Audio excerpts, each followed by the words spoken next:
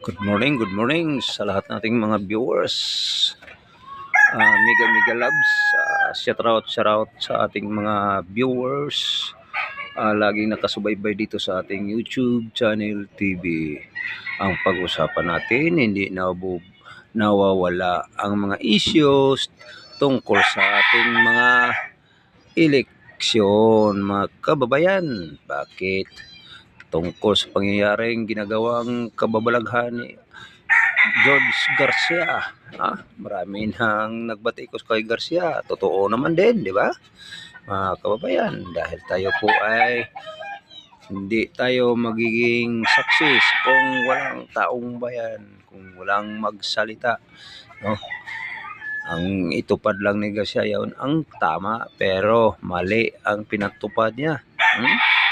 So tayo po ay magsaliksik sa bawat isang Pilipino kung sinong inaapi. Ayun ang ating pag-usapan. Kung sino ang nang-aapi, yun ang ating pag-usapan. So, George Garcia, ikaw nandiyan sa Kumilik. Ayusin mo ang mga ginagawa mong hindi kaaya-aya, hindi katanggap-tanggap sa ating mga senador na nanalo. So, George Garcia, ang taong bayan, kami ang nanawagan sa inyo, ayusin nyo.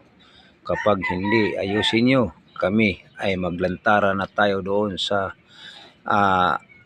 kung saan kaming mga taong bayan ay may kapangyarihan. Wala kang kapangyarihan dyan. Kung hindi, tinuturi ka naming pinagkatiwala sa iyo tungkol sa aming mga pagboboto sa bawat isang Pilipino. Naniwala kami sa aming mga kababayan o nagkakaisa kami tungkol sa iyong laban. Huwag kaming ututuin, huwag kaming linglangin kasi alam namin kayo po ay isang mangluloko sa bayan kagaya ng amo mo, si Tamba. Huwag naman kaming ganyanin. Ipakita sa taong bayan ang katotohanan na kung sino ang nanalo. Hindi kay magbayad ka ba ng 3 million?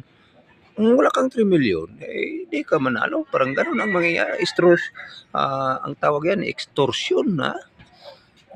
Extortion yan. So, yun ang panawagan sa mga taong bayan. George Garcia, ayusin mo yung mga kamalian mo. Kailangan harapin mo sa korte. Maraming salamat. God bless. Enjoy lang tayo po.